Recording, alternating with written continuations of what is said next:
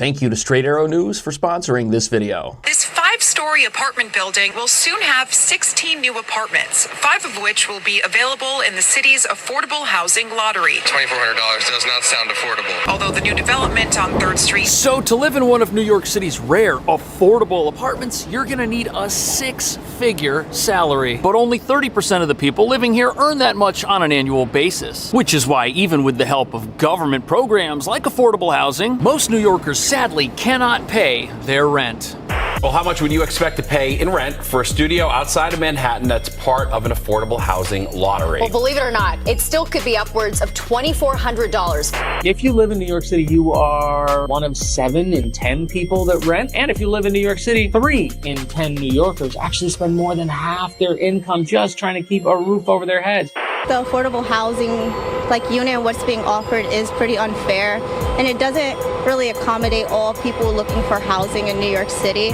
It's so insane to see a 1-bedroom in the same neighborhood I grew up in going for over $2,000. And amenities that they're giving you is a dog bath. More than half of New York City households are rent burdened. It's no surprise a recent Siena poll found housing a top issue for New Yorkers in the 2024 election. So guess what those people are doing? They're taking shortcuts in everything else in their life because they can't afford maybe to buy a new car or to get married or to have a child, because all those things cost money too.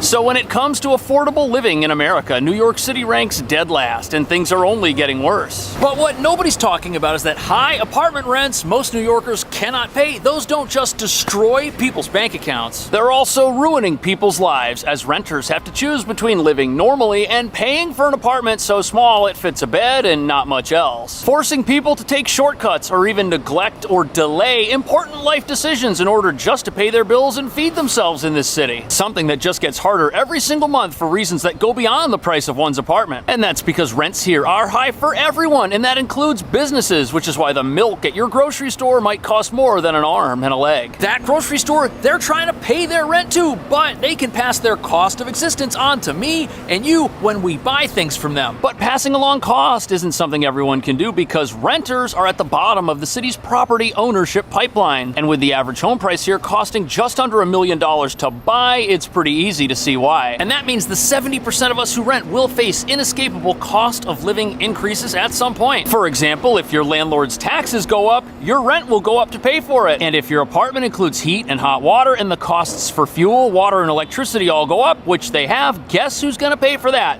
The person who lives there, and that's the renter. But that brings us to the real reason why out-of-control rents here are such a major problem, because if life is just gonna get more expensive as time goes on, the only way to make it here is to cut corners in every other area of your life so that you can afford your apartment, and then do more of that corner cutting next year because the rent's gonna go up again. Which explains why a single person can live in a tiny 1-room apartment here for decades or share a tiny 2-room apartment with a roommate. But as you're about to see, it also explains why growing families or anyone else without any corners left to cut in life will find that their only affordable housing options exist somewhere else.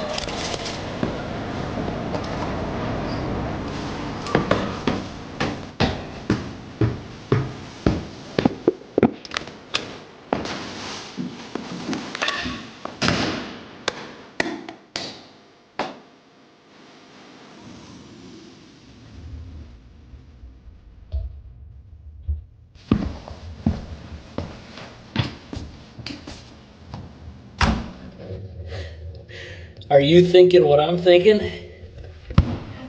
Not that this is the perfect apartment. Clearly there is no perfect apartment, but this is a 2-bedroom apartment, $48.95, and believe it or not, this is one of the most affordable places of this size with 2 separate bedrooms and a living room and laundry that you're gonna find anywhere in Lower Manhattan right now. But the big question is a place like this actually affordable? Not everyone thinks so. But how affordable are affordable units in these lotteries?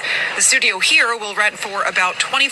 $2,400 does not sound affordable. The new development on 3rd Street. Okay, so $2,400 rent, that's something only 30% of New Yorkers can afford. And yes, this place is $4,900, so $2,450 is the rent for one of the bedrooms here. I get that. But this is a market rate apartment in a very popular part of town. It wasn't given special tax incentives to become affordable. Yet this living room right here here in that bathroom, this is the size of one of these affordable studio apartments. It's like living in a little box. This is much bigger. Here you have the living space, the kitchen is around the corner here, and then you have bedroom number 1 and bedroom number 2. And look at this, you can find apartments that have a similar size and layout as the place we're in right now in Astoria for $2,500, which means you can find a bedroom somewhere in the city for $1,250 and it can be yours. But in a city where the market rate apartments are much cheaper than the quote unquote affordable apartments, a pretty big problem starts to emerge. A search on Street Easy shows 1 to 2 bedroom apartments available for the same price. I feel like the affordable housing unit, what's being offered is pretty unfair, and it doesn't really accommodate all people. So the problem with New York City real estate isn't that you have market rate apartments like this that have a price that it's going to rent at because it's the cheapest one in the entire neighborhood, and other stuff that's more than this has been renting recently. That's not the problem. The problem is the affordable apartments that were created to give people a way to find places that weren't as expensive as this apartment. Those aren't any cheaper on a per person basis. And there are many people out there who just have no option. They can't find anywhere to live. But it's important to understand that this is not down to unfairness on the part of the property owner. Because remember, every apartment's cost is the product of what it costs to make, which explains a few things. First, it explains why renting something in a 100-year-old building costs exactly the same as it does to rent something in a building that was built yesterday. And that's because this older building, this was much cheaper to obtain than these brand new box apartments that you see, and it was cheaper to turn into an apartment that's livable and that people can actually use, plus 2 people can live here.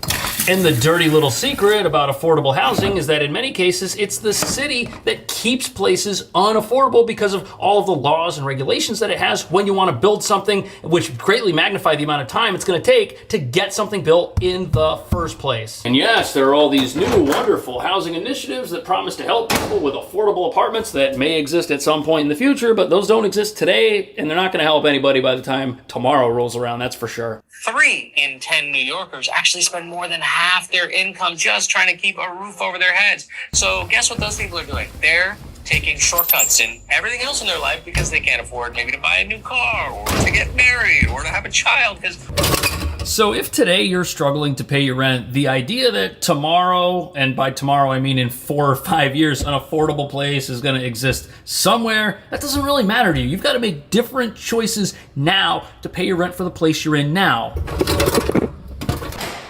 And by different choices, I mean you're going to have to do a lot of what many New Yorkers are doing today. You're going to have to cut things out of your life so that you can afford a place to live in general. Things like Spotify. Do you need Spotify Premium, or can you watch it with the ads? What about Mint Mobile instead of T-Mobile? I think it's a lot cheaper, $15 versus $50 or $60. And instead of going to Whole Foods where the milk might be almost $8 or $10, maybe you could go to Key Foods where it's a lot cheaper, about half that, if not more. But it actually goes a lot further than that, because let's say you find a place that you can afford and you're in here and you get settled and all of your stuff is able to fit in a closet that's this big. That's of course a great thing, but how then do you go and make the life decision to invite somebody else to share this with you? That's not going to work, which means you're going to have to move, and then that whole cycle of trying to find something affordable again starts all over, and the affordable apartments, as we're learning, are actually less affordable than something like this, where you've got more space for the same dollar amount that you get for a tiny box elsewhere. And the problem this creates is that it traps people psychologically in a mindset that is as big as the bedroom they're currently able to afford. Their whole life, every decision that they make has to fit within the needs of the space that they're currently in. There isn't room for a dog or another person, because at this price point, $2,400, you get a room that's about this big, or you get a studio that's about this big. Which one do you want? Either way, if you want something bigger, it's gonna cost a lot more, which not everyone can afford and definitely doesn't work for a growing family. But although high rents are crushing everyone in this city, there's another reason for that that has nothing to do with your landlord or even the city's leaders. And some people say this problem is an even bigger deal than rents nobody can afford.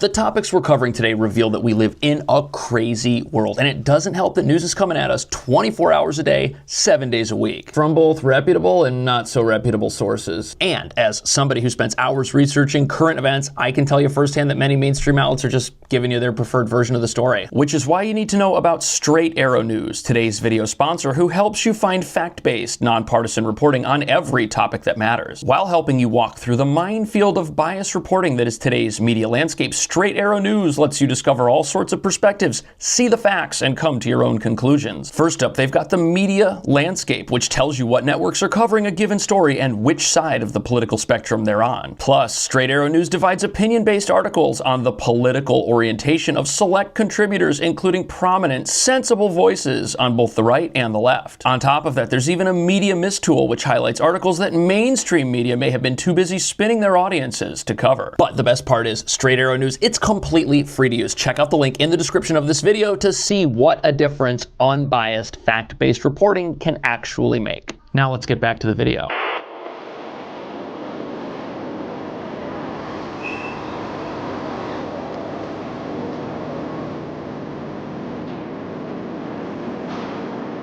So here we are a few blocks away from that apartment, and these are not apartments. These are offices where people are living all right, only at their desks to afford their rents, which is what you do when you're a grown-up. You live at work so that you can afford the rest of your life. But there's a problem, because what happens to your life if the company you work at or the job you have stops paying you what it used to, yet it still requires all of your time? And how big of a problem is this if your rent goes up faster than your wages? 2/3 of middle-income households believe that their income was falling behind the cost of living. The paychecks of typical workers have not grown nearly as fast as overall economic growth. So this is a big problem throughout the country, but it's even worse here. People's jobs not paying what they need to meet an increasing cost of living that goes up higher than the amount of money that they make. And if inflation is making it harder for your company to do business, no matter what that business is, they might not have as much to spend on wages as they used to. And for many workers, costs are being passed along to them by both their employers and their landlords at the exact same time. And look at this. Here we have a chart, wage growth versus inflation. There is a pretty big gap there that has not changed in a while. And this chart is from over the last 4 years since 2020. And that brings up a big question. If this is happening, if people's jobs aren't paying what they used to, what could workers do about that? How could they fix that and get out of that situation so that they could get into a better living situation in a city like this? The best bargaining chip any employee has to getting wage growth is going to the boss and saying, I'm going to go somewhere else unless I make more money.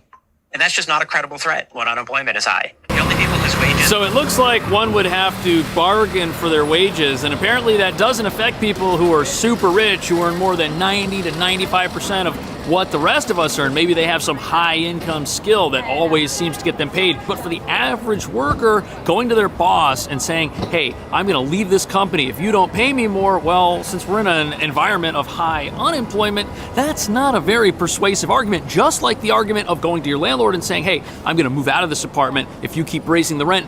That's not persuasive either, because right now vacancy in this city, 1.4% of available apartments. It's the lowest vacancy we've had in 50 years. And just like your boss can rehire somebody else to take your position if you don't want it anymore, your landlord can refill your apartment if you don't want it anymore. Apparently, this is a really big problem for college students who are going to graduate and try to enter the workforce. They're not finding jobs that pay enough for them to live a life that's better than having a dorm room with a whole bunch of roommates. There very well may be jobs out there for new graduates, but those jobs might not pay the $100,000 a year someone's going to need to rent an affordable apartment in this city. And there's another thing that all this downward pressure on wages does. It causes people to not do things that are expensive, like moving. And what that means is people tend to stay in their apartments longer, which just creates more housing shortages, especially in a place like this where we're not building new places for people to live. Between 1986 and 1997, almost 29% of job seekers relocated for new jobs. That number has fallen to just 1.6% in 2023. Location plays a crucial role in wages, despite the surge in... So all across the country, people not moving, that's pushing up home prices, but it's even worse here, where the competition for homes